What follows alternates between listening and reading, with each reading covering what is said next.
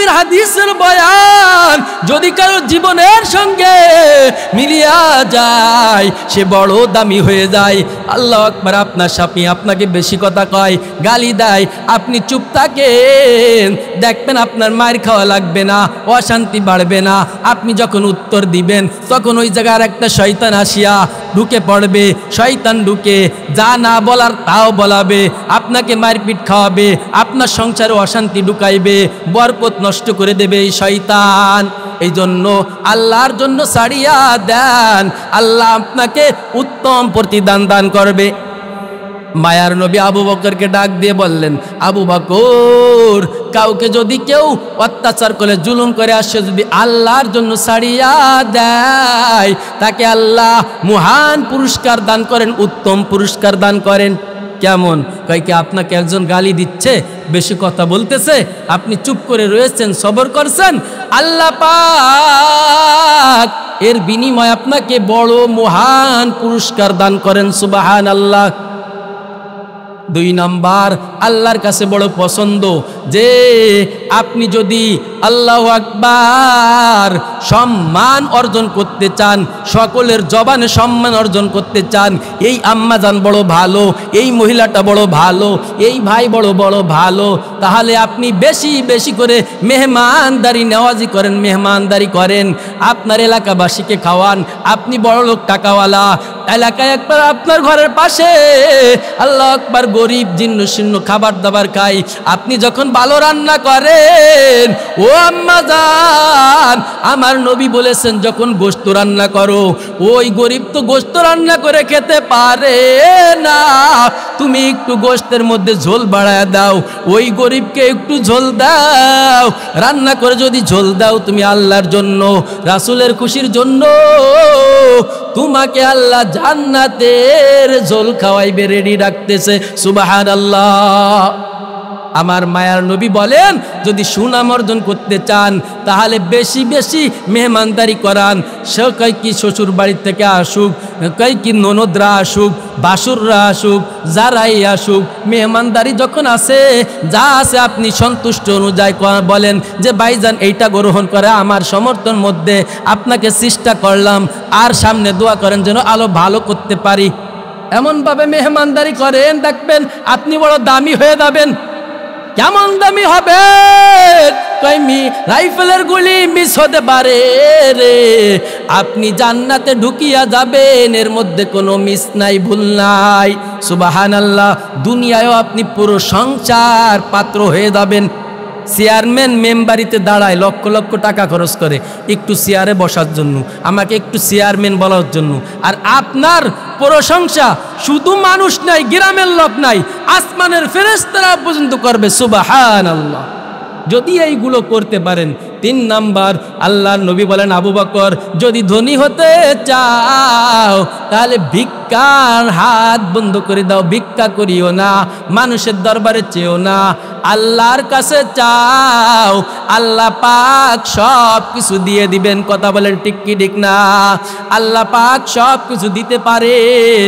ও আম্মাজান আপনার যে সমস্যায় আছে আল্লাহর কাছে চান, আপনার যা দরকার আল্লাহর কাছে চান, আপনি কোরআন পড়তে পারেন না আল্লাহর কাছে চান, আপনার সন্তান নাই, আপনি মাদ্রাসার একটা সন্তানদেরকে সহযোগিতা করে পড়ার ব্যবস্থা করে দেন, আপনি বড় দামি হয়ে যাবেন, আপনার নাতিদেরকে পড়ার ব্যবস্থা করে দেন, আপনার পাশে এই যে চাচা এই মাদ্রাসা আছে এই মাদ্রাসার আপনি খাদেম হয়ে যান, বড় দামি হয়ে যাবেন। ও লোহাগাড়াবাসী ভাই, আম্মা জানেরা ভালো করে শুনিয়ালন, মনটাকে একটু নরম করিয়া দেন। স্বামীর বাড়িতে ঢুকছো লাল বেনারসি শাড়ি পরিয়া, ও আম্মা জান অন্তরেকে একটু প্রশ্ন করো, ওই লাল বেনারসি ওই শোকেজের মধ্যে তাকিয়া যাবে সাজানো, সব কিছু তাকিয়া যাবে, কখন যেন এই স্বামীর বাড়ির থেকে 5খানা সাদা কাপন দিয়া চকলেটের মতন মুড়াইয়া ওই ওয়াচিন দেশে কবরে পাঠায়া দিবে, আর তো আমার আপনার কেউ খবর নিবে না। ও আম্মা জান, তুমিও কবরের যাত্রী, আমিও কবরের যাত্রী। আল্লাহর ভয় নিয়ে দুনিয়ায় জীবন যাপন করো। আম্মা জান, আপনাদের কাছে প্রশ্ন, নিজের কাছে নিজে প্রশ্ন করেন, আমি কি সঠিকভাবে 5 ওয়াক্ত নামাজ পড়তে পারি? আমি কি আল্লাহর নবীর তরিকা অনুযায়ী চলতে পারি? আমি কি রাসূলের হুকুম অনুযায়ী পর্দাটা মেনে চলতে পারি? আমি কি আমার স্বামীর সঙ্গের ব্যবহারটা ভালো করতে পারছিনি? আমি কি আমার প্রতিবেশীর সঙ্গে ব্যবহারটা ভালো করতে পারছিনি? যদি হয় এই সব কিছু মিলায়া যদি আপনার ভালো হয়, আল্লাহ আপনাকে ভালো বলিয়া জান্নাতের মধ্যে ঢুকাই দিবে, এর মধ্যে কোনো ভুল নাই। সুবহানাল্লাহ। হাকিকত সে তু দুনিয়া বেখবর হাই, দুনিয়া কি নুমায়শ পর নজর হাই।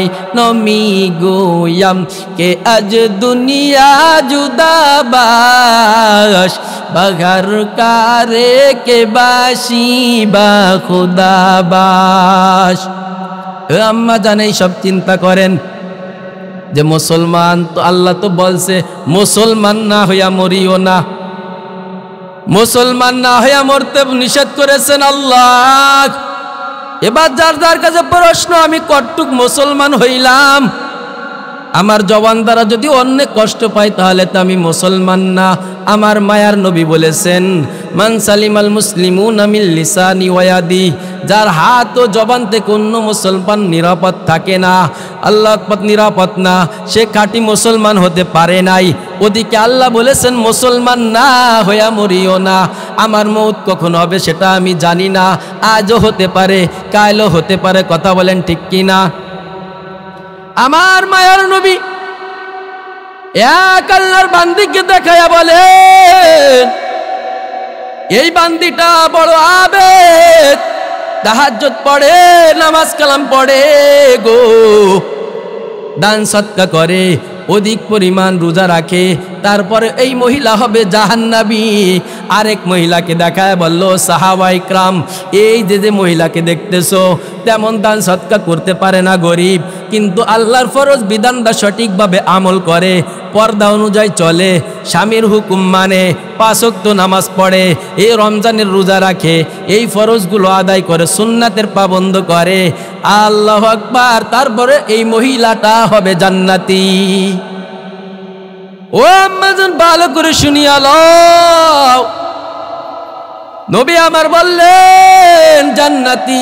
অধিক আমলদারকে জাহান্নামী বললেন, কম আমলকে জান্নাতি বললেন কেন? সাহাবা ইকরাম এবার বললেন, নবী আমার কি ব্যাপার, এত আমল করার পরও কেন জাহান্নামী হলো নবী আমার?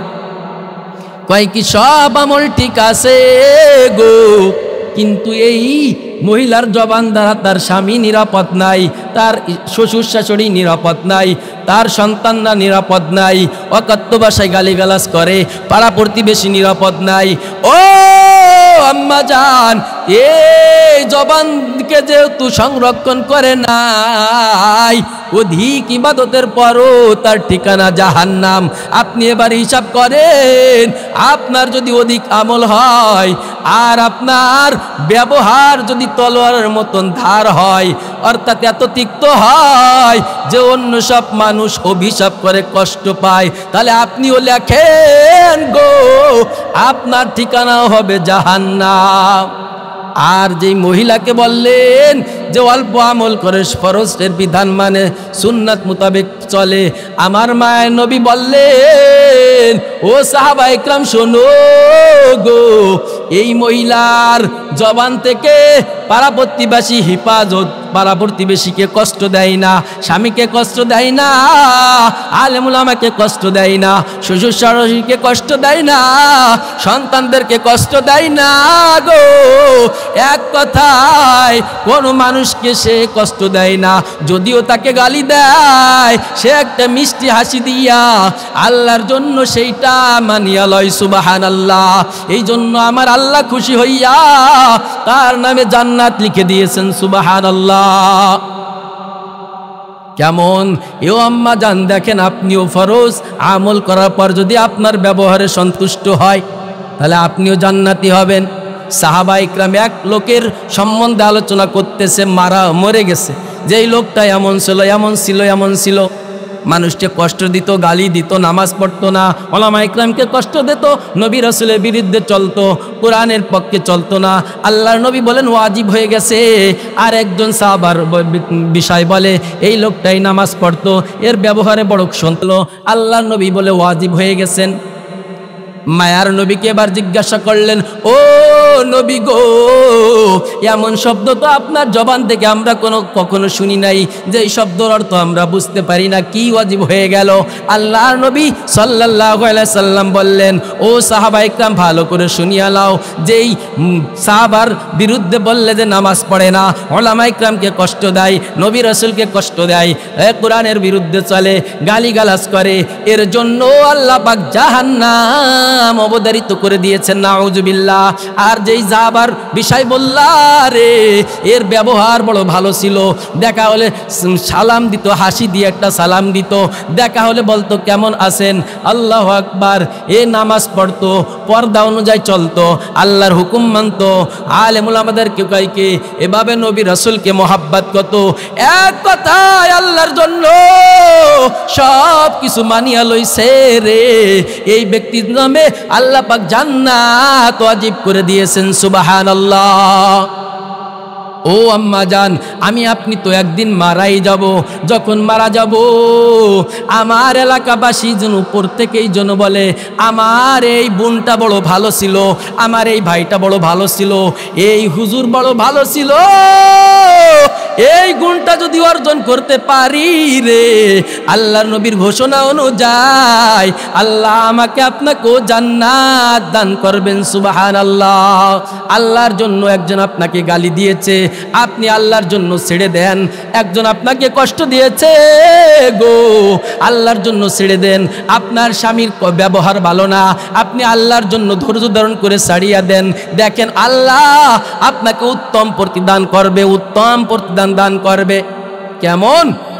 সাহাবা ইকরামের মধ্যে সব থেকে দামি সাহাবী আবু বকর রাদিয়াল্লাহু তাআলা আনহু, আপনারা সবাই জানেন আবু বকরের কুরবানি এক পাল্লায়, গোটা পৃথিবীর আমলের কুরবানি যদি আরেক পাল্লায় দেওয়া হয় গো, আবু বকরের কুরবানির পাল্লা বড় ভারী হয়ে যাবে, সুবহানাল্লাহ। আবু বকরকে আল্লাহ রসুলের সামনে উপস্থিতির অবস্থায় এক বেদুন আসিয়া গালিগালাজ করতেছে, আল্লাহু আকবার, অনেক গালিগালাজ করতেছে। হঠাৎ করে আবু বকর একটা উত্তর দিয়েছে, বেদিনকে বলল, বেদিন রে তুই আমাকে কেন গালিগালাজ করিস? একটা উত্তর দিয়ে দিয়েছে। এবার ওই যে আবু বকরকে গালি দিচ্ছিল, পাশে নবী আমার বসা ছিল, নবী আমার মিষ্টি মিষ্টি হাসি দেন, একটা উত্তর যখন দিল আবু বকর, এবার আমার মায়ার নবীর চেহারাটা মলিন করলো, চেহারাটা কালো করিয়া ওই আবু বকরের স্থান থেকে ওখান থেকে উঠিয়া চলিয়া গেল। আবু বকর এবার দৌড়ায়া মায়ার নবীর কাছে যায়, ও আমার মায়ার নবী, বুঝতে পারলাম না এই বেদুনা এসে আমাকে অনেক গালিগালাজ করতেছে, অনেক সময় ধরে আপনি মিটি মিটি হাসছিলেন, অথচ আপনি আমাকে সব থেকে বেশি ভালোবাসেন। আমি যখন একটা উত্তর দিলাম রে, তখন আপনি মুখটা মলিন করে চলে আসলেন। নবী আবার বলেন, আবার কি অপরাধ হয়েছে নবী আমার? আপনি যদি বেজার হয়ে যান, আমি আবু বকর বড় কষ্ট পাই নবী আমার, আপনি যদি বেজার হয়ে যান রে নবী, আপনি যদি বেজার হয়ে যান আমার মনে আমি শান্তি পাই না। আপনি যদি বেজার হয়ে যান নবী, আল্লাহ আমার পর বেজার হয়ে যাবে নবী আমার, এই কষ্ট আমি সহ্য করতে পারবো না নবী। বলেন আমার কি ভুল হয়েছে নবী আমার? আম্মা জান দিলটা নরম করে দেন। সাহাবায়ে কেরাম নবী রাসূলের ইতিহাস শুনে যদি কান্না, সেটা একটা ইবাদত।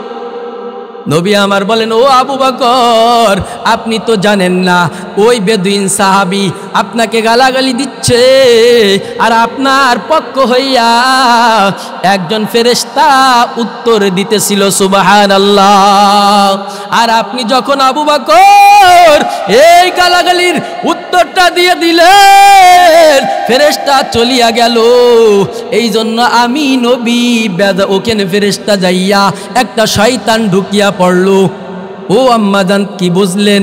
তাহলে আপনার স্বামী আপনাকে কষ্ট দেয়, গালি দেয়, অন্য মানুষ আপনাকে কষ্ট দেয়, গালি দেয়, আল্লাহর জন্য, আল্লাহ রসুলের জন্য ছেড়ে দেন, আপনার পক্ষে সেটা ফেরেশতারা উত্তর দিবে। মাগো ও লোহাগাড়াবাসী, মায়ার নবীর হাদিসের বয়ান যদি কারো জীবনের সঙ্গে মিলিয়া যায়, সে বড় দামি হয়ে যায়। আল্লাহু আকবার। আপনার স্বামী আপনাকে বেশি কথা কয়, গালি দেয়, আপনি চুপ থাকেন, দেখবেন আপনার মায়ের খাওয়া লাগবে না, অশান্তি বাড়বে না। আপনি যখন উত্তর দিবেন, তখন ওই জায়গার একটা শয়তান আসিয়া ঢুকে পড়বে।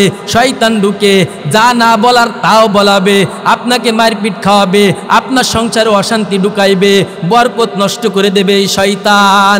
এই জন্য আল্লাহর জন্য ছাড়িয়া দেন, আল্লাহ আপনাকে উত্তম প্রতিদান দান করবে। মায়ার নবী আবু বকরকে ডাক দিয়ে বললেন, আবু বকর, কাউকে যদি কেউ অত্যাচার করে, জুলুম করে আসে, যদি আল্লাহর জন্য ছাড়িয়া দেয়, তাকে আল্লাহ মহান পুরস্কার দান করেন, উত্তম পুরস্কার দান করেন। কেমন? কয় কি, আপনাকে একজন গালি দিচ্ছে, বেশি কথা বলতেছে, আপনি চুপ করে রয়েছেন, সবর করছেন, আল্লাহ পাক এর বিনিময়ে আপনাকে বড় মহান পুরস্কার দান করেন। সুবহানাল্লাহ। 2 নাম্বার, আল্লাহর কাছে বড় পছন্দ যে আপনি যদি আল্লাহু আকবার সম্মান অর্জন করতে চান, সকলের জবানে সম্মান অর্জন করতে চান, এই আম্মাজান বড় ভালো, এই মহিলাটা বড় ভালো, এই ভাই বড় ভালো, তাহলে আপনি বেশি বেশি করে মেহমানদারি নেওয়াজি করেন, মেহমানদারি করেন, আপনার এলাকাবাসীকে খাওয়ান। আপনি বড় লোক, টাকাওয়ালা, এলাকায় একবার আপনার ঘরের পাশে আল্লাহু আকবার গরিব জীর্ণ শীর্ণ খাবার দাবার খাই, আপনি যখন ভালো রান্না করেন, ও আম্মাজান, আমার নবী বলেছেন, যখন গোশত রান্না করো, ওই গরিব তো গোশত রান্না করে খেতে পারে না, তুমি একটু গোশতের মধ্যে ঝোল বাড়ায় দাও, ওই গরিবকে একটু ঝোল দাও, রান্না করে যদি ঝোল দাও তুমি আল্লাহর জন্য, রাসূলের খুশির জন্য, তোমাকে আল্লাহ জান্নাতের ঝোল খাওয়াইবে, রেডি রাখতেছে। সুবহানাল্লাহ। আমার মায়ার নবী বলেন, যদি সুনাম অর্জন করতে চান, তাহলে বেশি বেশি মেহমানদারি করান। সে কয় কি শ্বশুর বাড়ির থেকে আসুক, কয় কি ননদরা আসুক, বাসুররা আসুক, যারাই আসুক, মেহমানদারি যখন আছে, যা আছে আপনি সন্তুষ্ট অনুযায়ী বলেন যে ভাইজান এইটা গ্রহণ করে আমার সমর্থন মধ্যে আপনাকে চেষ্টা করলাম, আর সামনে দোয়া করেন যেন আলো ভালো করতে পারি। এমনভাবে মেহমানদারি করেন, দেখবেন আপনি বড় দামি হয়ে যাবেন। কেমন দামি হবে? রাইফেলের গুলি মিস হতে পারে রে, আপনি জান্নাতে ঢুকিয়া যাবেন, এর মধ্যে কোনো মিস নাই, ভুল নাই। সুবহানাল্লাহ। দুনিয়ায়ও আপনি পুরো সংসার পাত্র হয়ে যাবেন। চেয়ারম্যান মেম্বারিতে দাঁড়ায় লক্ষ লক্ষ টাকা খরচ করে একটু চেয়ারে বসার জন্য, আমাকে একটু চেয়ারম্যান বলার জন্য, আর আপনার প্রশংসা শুধু মানুষ নাই, গ্রামের লোক নাই, আসমানের ফেরেশতারা পর্যন্ত করবে। সুবহানাল্লাহ। যদি এইগুলো করতে পারেন। 3 নাম্বার, আল্লাহর নবী বলেন, আবু বকর, যদি ধনী হতে চাও তাহলে ভিক্ষার হাত বন্ধ করে দাও, ভিক্ষা করিও না, মানুষের দরবারে চেও না, আল্লাহর কাছে চাও, আল্লাহ পাক সব কিছু দিয়ে দিবেন। কথা বলেন ঠিক কি ঠিক না? আল্লাহ পাক সব কিছু দিতে পারেন। ও আম্মা জান, আপনার যে সমস্যায় আছে আল্লাহর কাছে চান, আপনার যা দরকার আল্লাহর কাছে চান। আপনি কোরআন পড়তে পারেন না, আল্লাহর কাছে চান। আপনার সন্তান নাই, আপনি মাদ্রাসার একটা সন্তানদেরকে সহযোগিতা করে পড়ার ব্যবস্থা করে দেন, আপনি বড় দামি হয়ে যাবেন। আপনার নাতিদেরকে পড়ার ব্যবস্থা করে দেন। আপনার পাশে এই যে চাচা এই মাদ্রাসা আছে, এই মাদ্রাসার আপনি খাদেম হয়ে যান, বড় দামি হয়ে যাবেন, বড় দামি হয়ে যাবেন। কেমন দামি? আমাকে লাইনের এক জাতি ভাই, এই জাতি ভাই বলেন যে আমি ভুলাই মাহফিল করতে গেলাম রে। ভুলাই মাহফিল করতে যাওয়ার পর আমার খাদেম হিসেবে 2 জন ছাত্র দিল মাদ্রাসার। পরের দিন সকালবেলা ভাই ভুলার থেকে ভুলাই মাহফিল গেলে রাত্রেবেলা ফিরা যায় না, নদী পারাপারের মাহফিল। আম্মাজান ভালো করে শুনিয়ালান, ভাই ভুলাই মাহফিল গেলে রাত্রেবেলা থাকলাম, সকালবেলা ওই সন্তান দুটি আমার খেদমত করলো। কিন্তু একটা সন্তানের দিকে তাকায়া দেখলাম গো, সন্তানটার চোখ দিয়ে পানি পড়ে রে, অজরে ফুপায় ফুপায় কান্দে। আমি বললাম রাস্তা ঢেকে রাখো, নাস্তা পরে কর্ম, বাবা এদিকে আসো। কি হচ্ছে, তোমার কি কোনো কষ্ট হচ্ছে? তোমাকে কি কেউ গালি দিয়েছে? তোমাকে কি কেউ মারছে নাকি আমার খেদমত করতে তুমি কষ্ট পাচ্ছ? বলে না না হুজুর, আমি বড় গরিবের সন্তান। আমার মা বাবা নিয়ত করেছিল আমাকে বড় আলেম বানাইবে, আমাকে বড় হাফেজ বানাইবে, এই নিয়ত ছিল হুজুর, বড় হাফেজ বানাইবে। কিন্তু আল্লাহর বড় কুদরতি পরীক্ষা,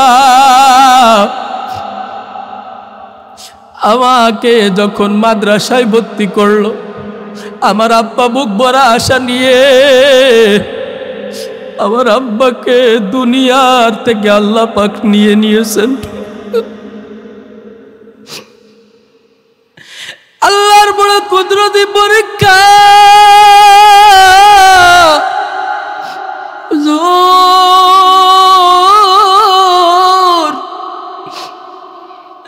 আব্বার বড় ইচ্ছা ছিল আমাকে বড় হাফেজ বানাইবে, কিন্তু সেই স্বপ্ন আমার আব্বার পূরণ হইল না। মরণ থেকে যতই পালাও মরণ তোমায় লইবে ঘিরি, যদি ওঠো আকাশ পারে লুকাও সীতায় লাগিয়ে সিঁড়ি। মরণ থেকে পালানোর কোনো সুযোগ নাই। আম্মা জান আপনি ও কবরের যাত্রী রে, আমি আবু হানিফ সিদ্দিকও বড় কবরের আসামি। এ লোহাগাড়াবাসী ভাই, পরদার মা,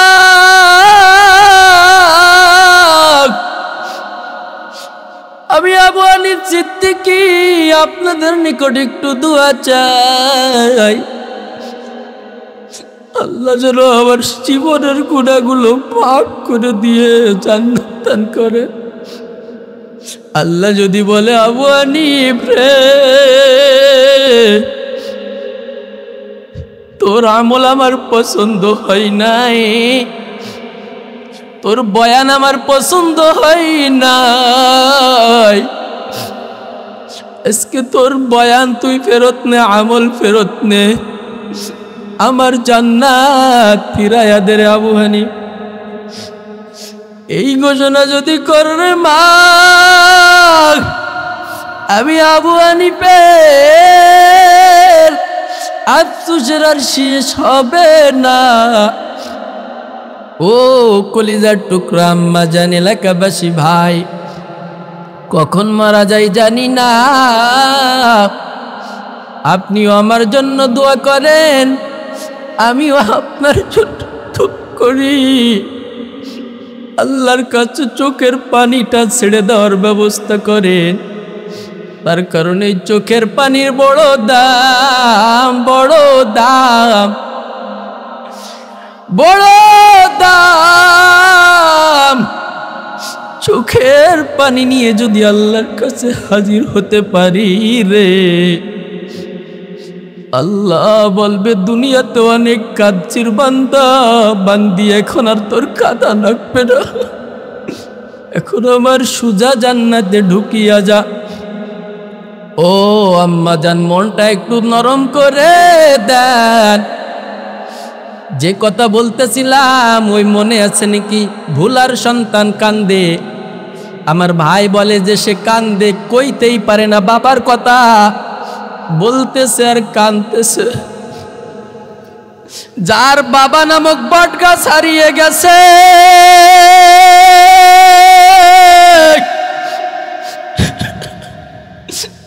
সে জানে কত বড় সম্পদ হারিয়ে ফেলেছে রে। যার কলিজার টুকরা মা নামক ছায়া হারিয়ে গেছে রে, সে জানে কত বড় নিয়ামত হারিয়ে ফেলেছি।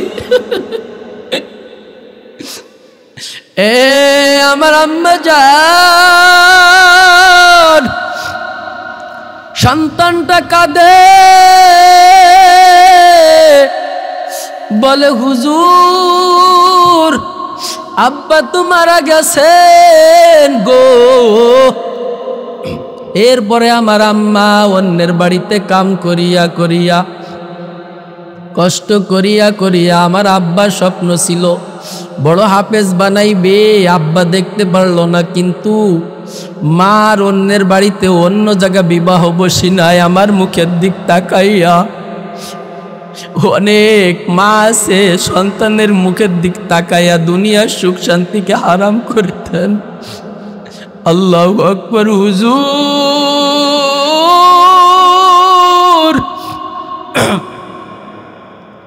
আমি কাঁদতেছি,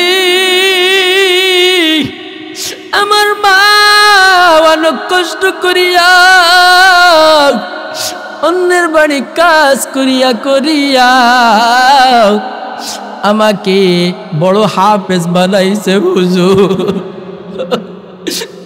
আমি বড় হাফেজ হইছি হুজুর। হাফেজ হওয়ার পর মাকে বললাম, মা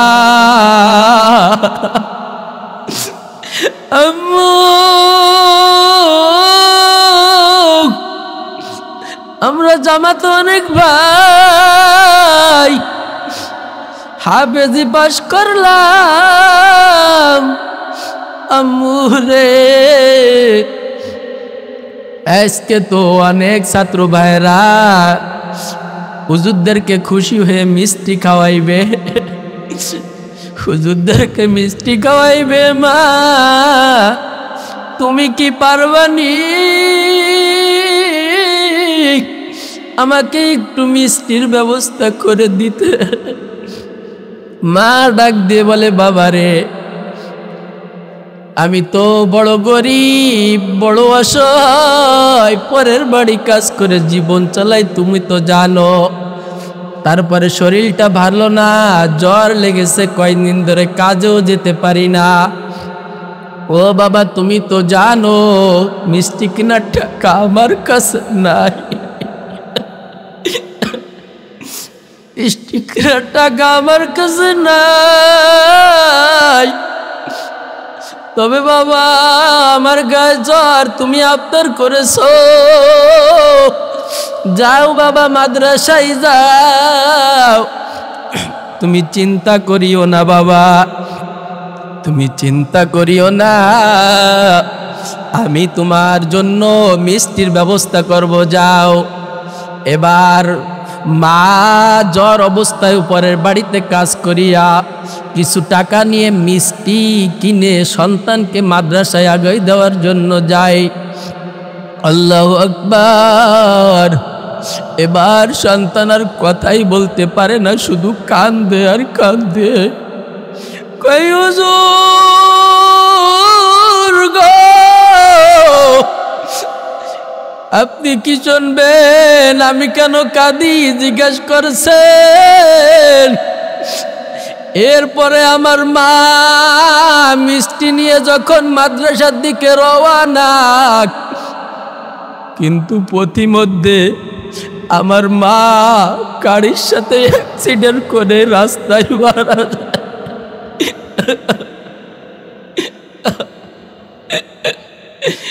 আল্লাহ, ও আম্মা জান, আল্লাহকে একটা ডাক দাও, আল্লাহ আল্লাহ। সন্তান কথা বলতে পারে না, কান্দে, হুজুর আমার মা রাস্তার মধ্যে অ্যাক্সিডেন্ট করে মারা যাত, আমার মার মিষ্টি নিয়ে মাদ্রাসায় পৌঁছাইল না, হুজুর আমার আব্বা চলে গেল, আমার মাও চলে গেল, আমি বড় ইয়াতি। গত রাত্রে আপনি বয়ান করেছেন মা বাবার, হুজুর আমি সারা রাত ঘুমাইতে পারি না, কেমন যেন আমার মাথার শিওরে আসিয়া আমার মা আমাকে হাত ছাড়ি দিয়ে ডাকতেছে, হুজুর আমি এই জন্য কাঁদি। হুজুর বলে বাবা আমি আর নাস্তা করব না, চলো তোমার মায়ের কবরের কাছে যাব, কোথায় কোথায় তোমার মায়ের কবর দিছো? বলে যে হুজুর বেশি দূর না, এই যে মাদ্রাসার পাশেই আমার মাকে কবর দিয়েছি। হুজুর এবার উস্তাদদেরকে ডাক দিয়ে ছাত্ররা সহ সবাই তার মায়ের কাছে গেলেন। যাওয়ার পর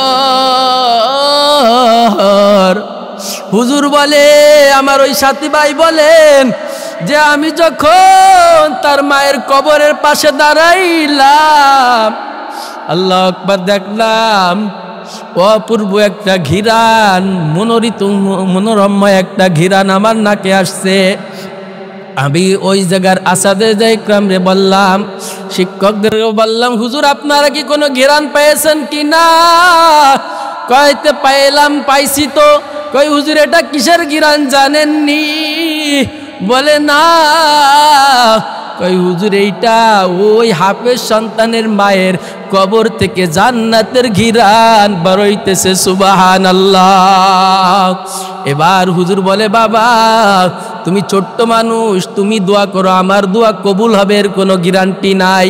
বক্তা সাহেব বলতেছে আমার দোয়া কবুল হবে এর গ্যারান্টি নাই, তুমি দোয়া করো, আমি আমিন আমিন বলবো। সন্তান এবার দোয়া করে, ও মালিক তুমি আমাকে মাফ করে দাও। আর একটা দোয়া শিখেছে কোরআনের মধ্যে ছোট বাচ্চা, রব্বির হামহুমা কামা রব্বায়ানি সগীরা। এই দোয়াটা করে আর কান্দে কান্দে, সন্তান কান্দতে কান্দতে জমিনে বসিয়া গেছে, আর কোনো কথা কয় না, আর কোনো আওয়াজও বাইর হয় না। ও আম্মা জান, এই জন্য বলবো কার কখন মৌত চলে আসবে জানা নাই। ও আম্মা জান, কার কখন মৌতের চিঠি চলে আসবে জানা নাই। এই জন্য আপনাদের কাছে আমার একটা অনুরোধ, এ আপনার সন্তানকে আলেম বানান, হাফেজ বানান। হাফেজ না যদি সন্তান না থাকে, এই যে আপনাদের মাদ্রাসা, আল্লাহু আকবার, মাদ্রাসার জন্য 5,000 টাকা 10,000 টাকা, হুজুর কখন মারা যাব জানি না, এই সম্পদ নিয়ে তো কবরে যেতে পারবো না। হুজুর হঠাৎ করে একদিন আমার মরণের ঘুমটা বেজে যাবে, আমি খালি হাতে চলে যাব। কি নিয়ে যাব? শরীরটাও তো একসময় থাকবে না, মাটিতে নষ্ট হয়ে যাবে। আসল সম্পদ যদি নিয়ে যায় সেটাই টিকে থাকবে। কথা বলেন ঠিক কি ঠিক না?